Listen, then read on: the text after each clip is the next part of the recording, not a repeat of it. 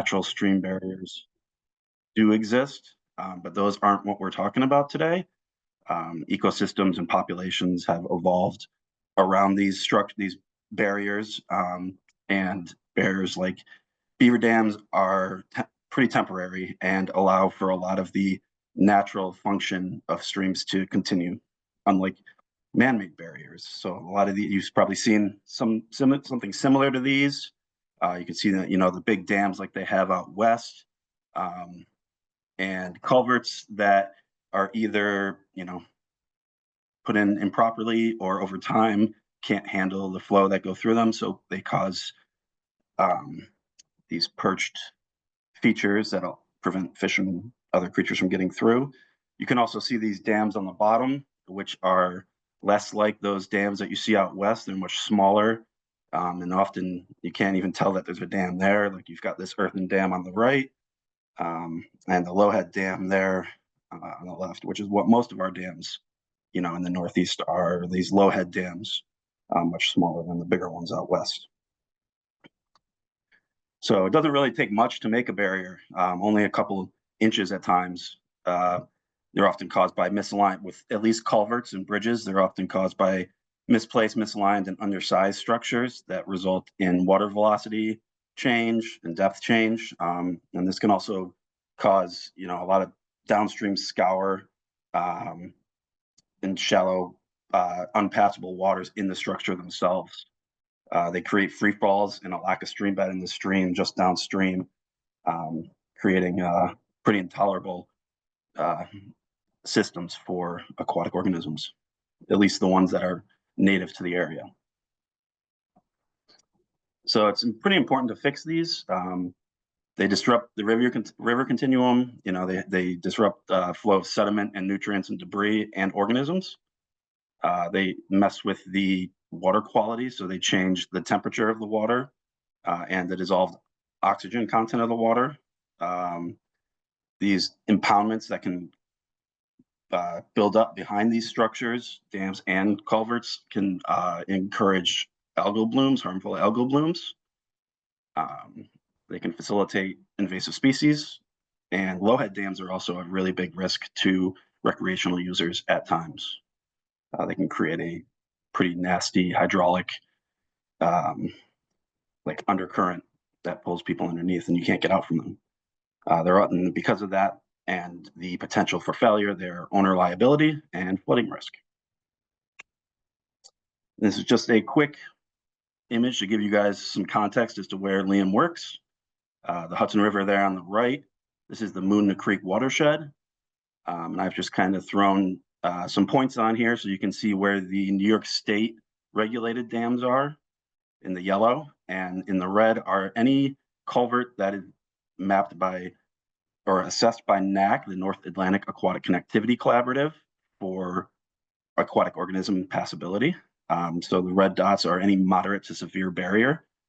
And just note that a recent study on dams in the Hudson Valley has shown that aside from these yellow dots, there's likely 4 to 12 times as many unregulated, unidentified dams in the area, just due to the historic use and nature of the Hudson Valley and the economy back in the day. So just to give you a quick intro to aquatic barriers and why we trying to alleviate them. So I know Liam's going to talk about some fish. If you guys have any questions about the Hudson River Estuary program or our work there, you can contact me, and go ahead and go with it, Liam. There we go. All right, can folks see? Let's see on the side of the way here. Can you see this okay? Can you hear me all right? Sounds great. Looks good. Perfect. All right. Hey, thanks so much. Thanks so much for having me. And Jim, thanks for that introduction. It's really poignant to see Moonna Creek, which is one of the tributaries I worked into the Hudson, and just how dense the barriers are in this area. And I think this is something that it's hard to overstate, in this era where we're trying to understand, the impact of barriers. The focus of my research is the impact of barriers on freshwater ecosystems and species. Of course, there's many different effects from social effects, financial effects. Today I'll just be focusing on the species effects, but this landscape really due to the hundreds of years of colonial and post-colonial existence here. There are tons of dams that have been built and have essentially faded into been absorbed by the landscape. And so it is a tricky problem. Which dams do you take down? What I hope to do today is share some information out of my dissertation, not so much for specific management directives, but rather just a way to view and conceptualize and consider this problem. And the issue really comes down to, spoiler, something to keep in mind as I'm talking today, but the issue really comes down to what species are you trying to conserve? If your focus is species conservation. So please just keep that in mind. And I'd also like to say, so this research was funded, there's acknowledgements at the end, but a huge thanks to WRI for funding my field and lab expenses here. So as I said, this dissertation chapter, using molecular ecology to inform Hudson River tributary removal planning. This is one of my dissertation chapters. I just finished up in June. Now I'm a Smithsonian postdoctoral fellow trying to use environmental DNA to estimate species abundance. So if you have questions about that or anything I'm going to talk about today, please feel free to reach out to me. And I'm hoping there will be time at the end also for a question and answer. But yeah, so starting off here, this is the collaboration.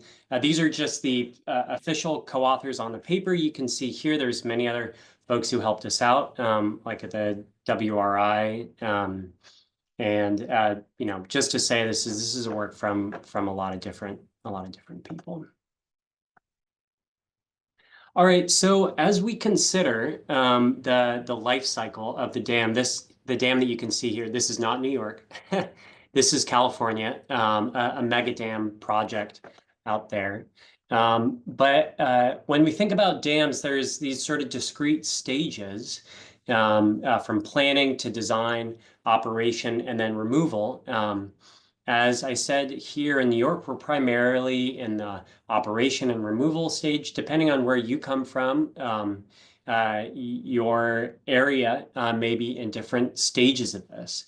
Different parts of the world that are developing, they're in the planning and design phase, currently installing projects. Here in New York, we're mostly on the second half of this dam life cycle. And today I'll be discussing specifically removal considerations. So as I alluded to before, this is a complicated landscape. There's many different objectives that can guide dam removal planning. Some dams may be socially popular or unpopular. So Jim showed that slide of some dams that can be dangerous. They can be navigational hazards, so negative social effects, or they can provide recreational opportunities, for example, positive social effects. There's also economic effects as well. So if the impoundment is a recreational fishing area, or the dam itself is generating hydropower, or indirect economic benefits, such as preventing flooding downstream. There can be regulatory barriers to dam removal planning. So this varies a lot based on the state. I'm not really going to talk about that much at all, but depending on the state the dam is being considered in, it may be easier or it may be more difficult to go through the process of dam removal. And finally, the subject of my talk today, the species impacts here. Let's just dive into that. So species impacts of dams include both the ecological and the evolutionary consequences of dams. And what I'm going to talk about today is the subject of a literature review that I published in my first dissertation chapter. So where we sort of we synthesized the ecological effects, but we mostly focused on the evolutionary effects. But it's important to understand and have a good handle on the ecological effects of barriers before diving into the evolutionary consequences. So ecological effects include limiting connectivity between habitats and limiting connectivity between populations. Now, this is something that can have a greater effect for species that disperse really widely or migratory species. So, you know, the main effects of dams that we see and some of the most obvious effects can be blocking migratory fishes. So in the Hudson, that can be blocking migratory shad, that can be blocking migratory eels, as you might have heard in the first seminar by Chris Bowser. Huge alteration to habitat. This is something that scales with relation to the size of the barrier. So like the dam that's in the background here, Shasta Dam, is going to have a much larger impact on habitat than many of the projects that are in the Hudson River Valley, as most of the barriers there are much smaller than this. So less impacts to habitat, at least less obvious impacts to habitat, but still definitely there can be impacts to sediment delivery downstream, because rivers are rivers not only of water, but of sand and silt and gravel, and dams capture those. And finally, fragmentation population. So if we consider in an ecological context, if you have a source sink dynamic, so that's where you have a very productive area. So whether that's good spawning habitat, good forage, and lots of individuals are born there in that source habitat, and then they disperse to sink habitats. You can have large effects on population fragmentation. And so the evolutionary effects stem from these. We can see a reduction in genetic diversity, which in particular happens when you reduce the size of the population. Just by chance, you can start to lose distinct genetic variants if you winnow down your population size far enough. This can progress to the point where you start to have related individuals mating, which is known as inbreeding, and that can really cripple your genetic diversity. But that's an extreme example. But that is something certainly to think about with imperiled species, listed, threatened, or endangered species. That's a huge consideration, are these evolutionary effects. You can have local extinctions, so where your population is no longer able to reproduce there, or if it's supported by dispersal, the population is no longer, individuals are no longer able to immigrate. You can have changes to the fitness landscape. So if you drastically alter habitat, individuals with certain traits may thrive in that area, and that may be very different from the traits that facilitated a high degree of success for that population. So a clear example in Shasta Dam, converting a river to a lake is a very different habitat and can result in local adaptation. And finally, you can have changes to gene flow. So if you're altering the natural dispersal or migratory patterns, you might see that genes are no longer moving across the landscape in the same fashion that they used to. And these evolutionary effects can have a reciprocal effect on these ecological outcomes. So if you impact genetic diversity and you undergo local extinction, that's going to impact your community ecology in that area. So there's a reciprocal effect between these two large-scale forces, yet the evolutionary effects are not considered nearly as much as the ecological effects. In our systematic literature review, many of the studies examine migratory fishes, which makes sense. They're, clearly going to be impacted by putting a barrier in their way. Yet, a large part of the thrust for this dissertation chapter was to examine non-migratory fishes. And that's because many of our imperiled freshwater fishes are smaller and non-migratory. So I'm going to use the term resident here. Non-migratory or resident fish does not need to migrate to complete its life cycle. So this is a figure from Olden et al. Back in 2007. And this is a literature review of both freshwater and marine fishes. I've highlighted the freshwater here in red just to, we're focused on freshwater fishes here. And what this is showing us is that freshwater fishes of increasing extinction risk from non-listed to vulnerable to endangered to critically endangered, they're primarily small-bodied.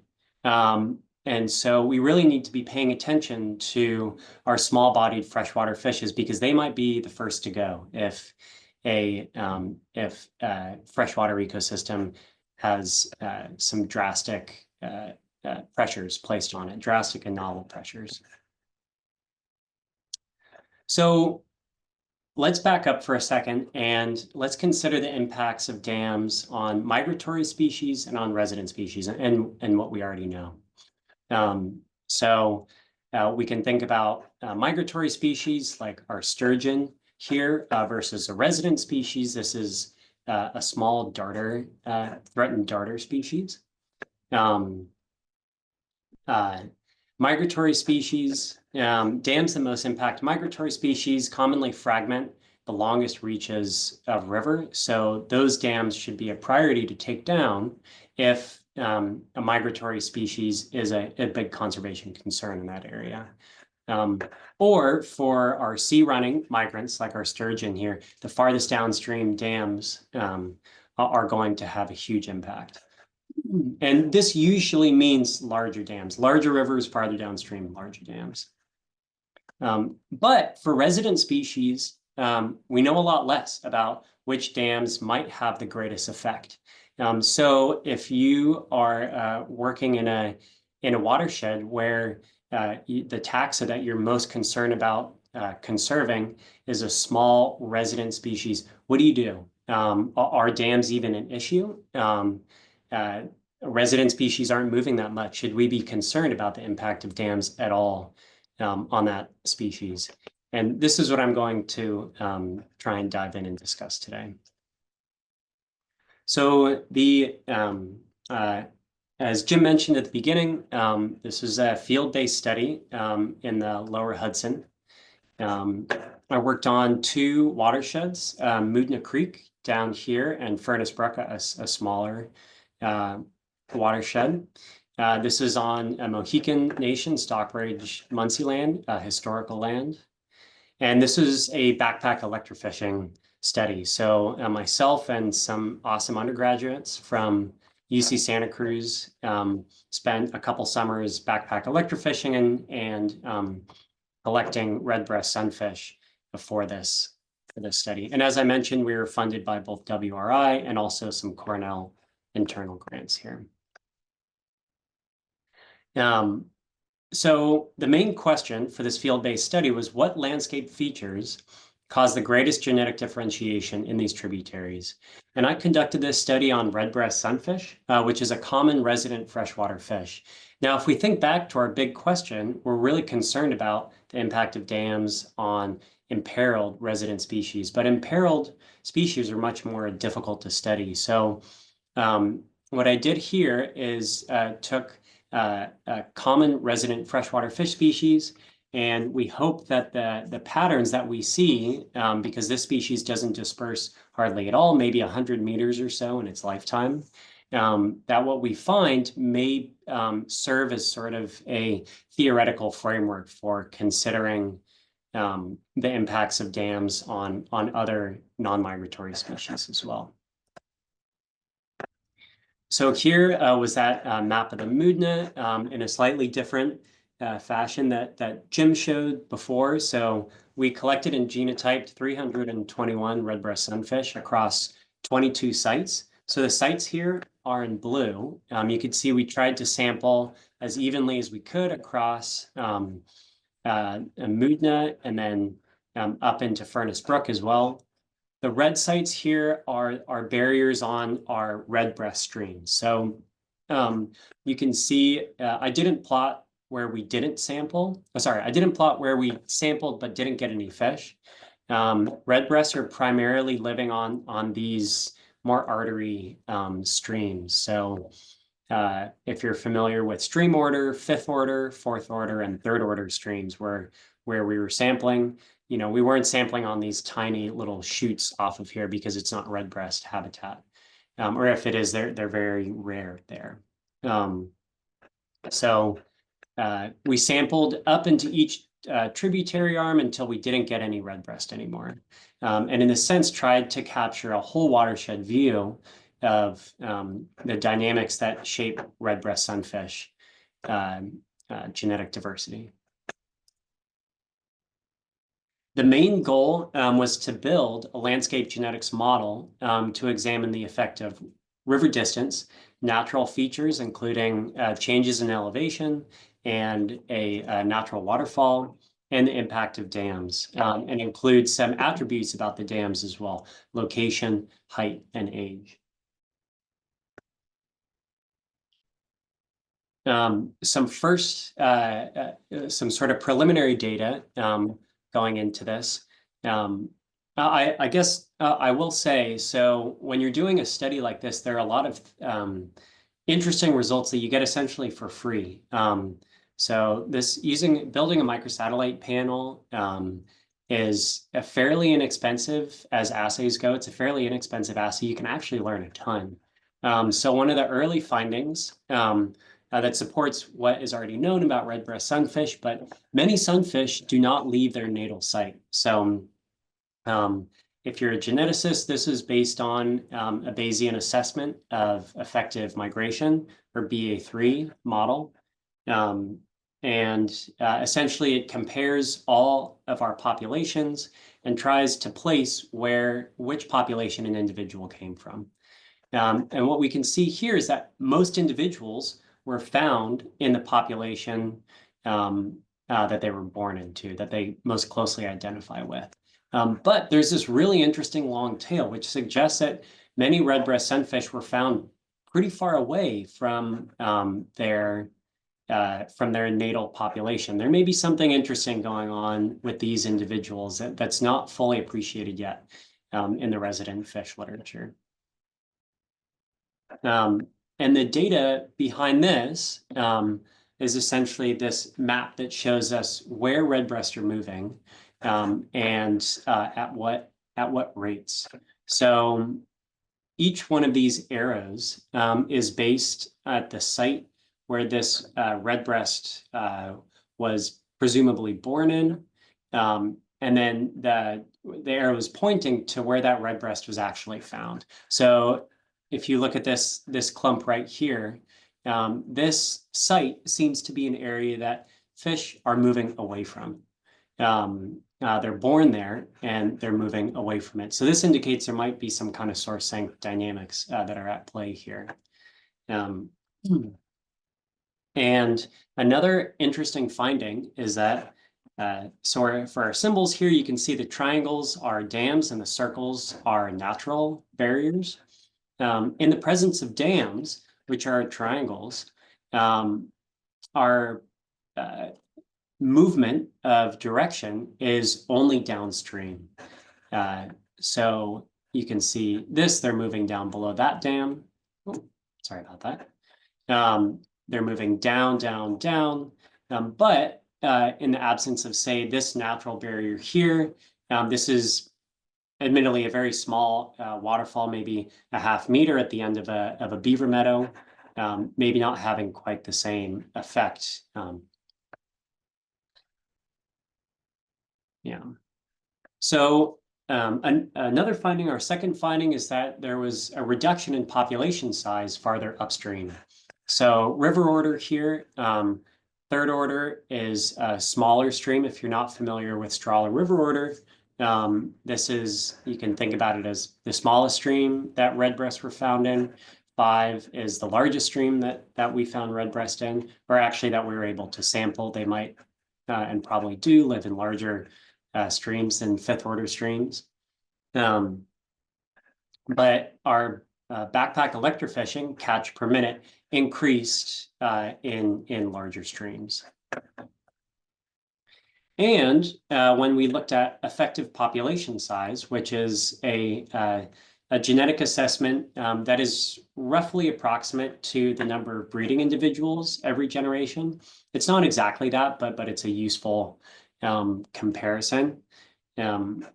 Our effective population size was also smaller in smaller streams. And from an evolutionary perspective, those smaller populations are the ones we have to watch. So this suggests that it's the populations that are in the upstream reaches of their within-basin range that are the ones that are showing smaller effective population sizes. Although these are still very, very healthy numbers. But considering, what this might say about other imperiled species if they show similar patterns, this is something to keep in mind. So why might this be? Why might we see smaller population sizes, both ecological and evolutionary population sizes, smaller ones upstream? Well, it's been previously documented that many resident fishes show a bell-shaped distribution throughout the watershed. And so at the farthest upstream end of their range and the farthest downstream end of their range, these populations taper off, but there's a sweet spot in the middle where maybe you could call that their ecological niche, where they're most comfortable, that we observe the greatest measures of density and genetic diversity. You can think about this, it's synonymous almost with something like latitudinal range. So at the center of a latitudinal range, that population is the largest, and at the fringes, it's much smaller. So this might be this theoretical distribution for something like a redbreast sunfish, which is a relatively larger non-migratory fish. They get, it can be 6 inches long, say. For something that's a smaller non-migratory fish, like our black-nosed dace here, they might also show a bell-shaped distribution, but it might be shifted upstream. So these authors believe that this is a useful way to think about and consider the preferences and ecological niches of non-migratory species. So my third goal and main goal really here was to understand how these different barriers and other environmental factors, features of the landscape, impacted measures of genetic differentiation between populations.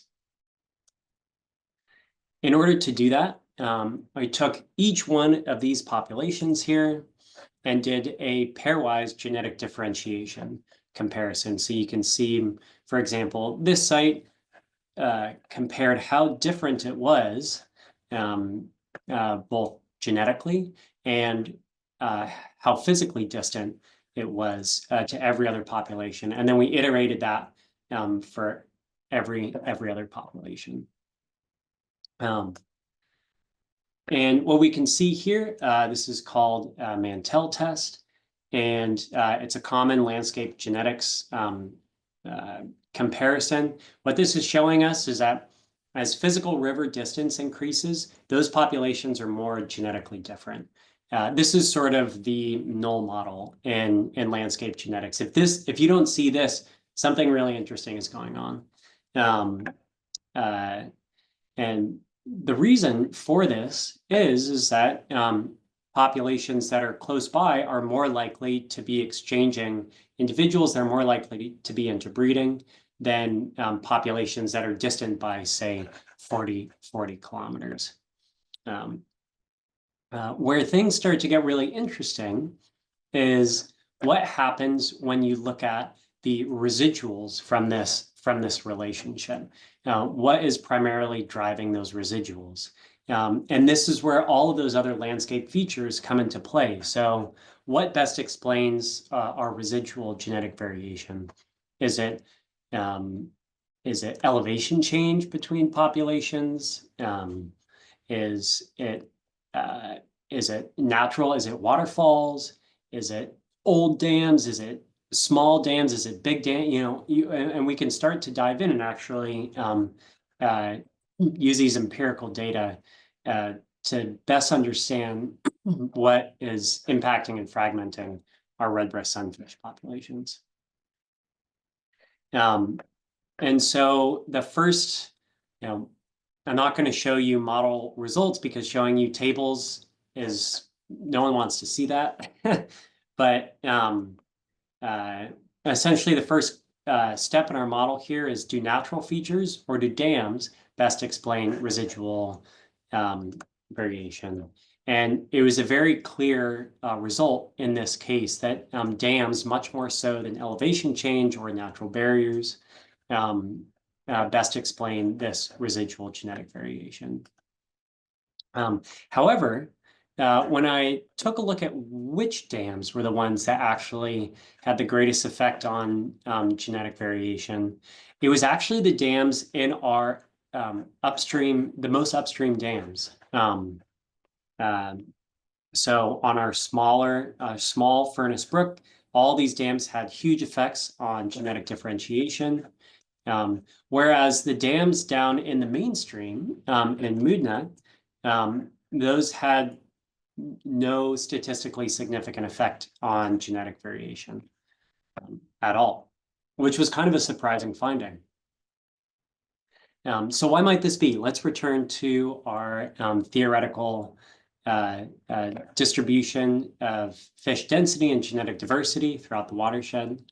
And when we think about the first principles of landscape genetics, which is most folks in this audience might not have considered before, but one of our sort of central tenets is that genetic diversity is lost more quickly in small populations compared to large populations.